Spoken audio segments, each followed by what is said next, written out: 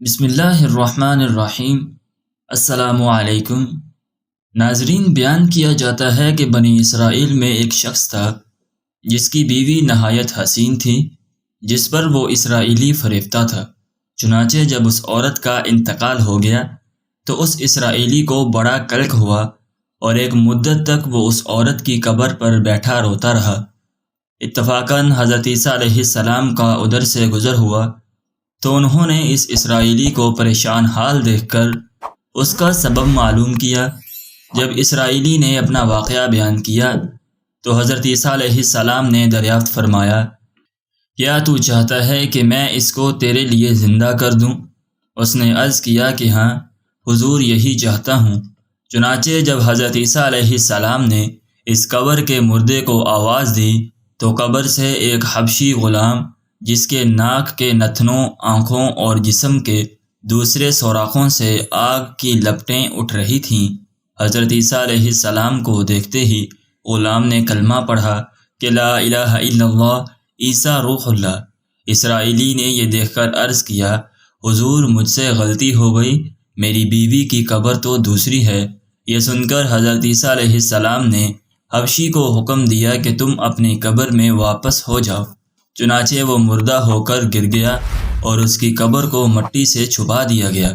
پھر حضرت عیسیٰ علیہ السلام نے اس دوسری قبر کی جانب توجہ فرمائی اور حکم دیا کہ اے صاحب قبر، اللہ کے حکم سے زندہ ہو جا۔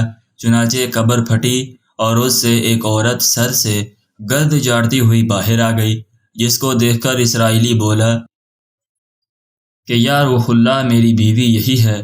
اور حضرت عیسیٰ علیہ السلام کے حکم سے وہ اسرائیلی اپنی بیوی کو ہمراہ لے کر واپس ہونے لگا، مگر عرصہ سے جاگا ہوا تھا، اس لیے اس پر نیند کا غلبہ ہو گیا اور اس نے بیوی سے کہا کہ تیری قبر پر گریہ و زاری اور بیداری نے مجھے ہلاک کر دیا ہے، اس لیے میں چاہتا ہوں کہ کچھ دیر آرام کر لوں۔ بیوی کہنے لگی کہ ہاں، آپ آرام کر لیجئے۔ چنانچہ وہ اسرائیلی بیوی کے زانوں پر سر رکھ کر سو گیا۔ اتنے میں ایک گھوڑے پر سوار ایک شہزادے کا ادھر سے گزر ہوا جو اپنے زمانے کا یکتا حسین تھا، جس کو دیکھ کر شہزادی از خود فریفتہ ہو گئی اور اس کا دل قابو میں نہ رہا۔ اس نے شوہر کا سر زانوں سے نیچے رکھا اور فرط محبت و غلبہ عشق سے مجبور ہو کر شہزادے کے سامنے جا کھڑی ہوئی۔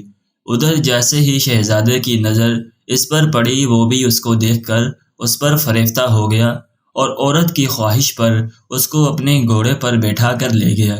چنانچہ اس کے شوہر نے بیدار ہو کر جب اپنی بیوی کو نہ پایا تو نہایت پریشان ہوا اور اس کے ملنے کی تدبیر سوچنے لگا۔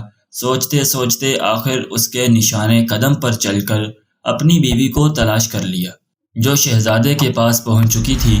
اس کو دیکھ کر اسرائیلی نے شہزادے سے عرض کیا کہ یہ میری بیوی ہے، آپ اس کو چھوڑ دیجئے۔ ابھی شہزادہ کچھ کہنے بھی نہ پایا تھا کہ اس عورت نے کہا، میں تیری بیوی نہیں بلکہ شہزادے کی لونڈی ہوں۔ یہ سن کر شہزادہ اسرائیلی سے کہنے لگا، کیا مجھ سے میری لونڈی کو لینا چاہتا ہے؟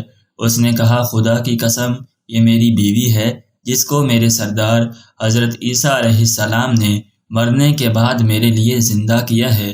ابھی یہ گفتگو ہو رہی تھی کہ اتفاقاً حضرت عیسیٰ علیہ السلام بھی وہاں تشریف لے آئے، جن کو دیکھ کر اسرائیلی کہنے لگا، یا روح اللہ، کیا یہ میری وہ بیوی نہیں ہے جس کو آپ نے میرے لیے زندہ کیا ہے؟ حضرت عیسیٰ علیہ السلام نے فرمایا کہ ہاں، یہ وہی ہے۔ یہ سن کر عورت کہنے لگی کہ یا روح اللہ، یہ شخص جھوٹا ہے، میں تو اس شہزادے کی لونڈی ہوں۔ حضرت عیسیٰ علیہ السلام نے فرمایا، کیا تو وہ عورت نہیں جس کو میں نے اللہ تعالیٰ کے حکم سے زندہ کیا ہے؟ عورت نے کہا، یا روح اللہ، باخدا میں وہ نہیں ہوں۔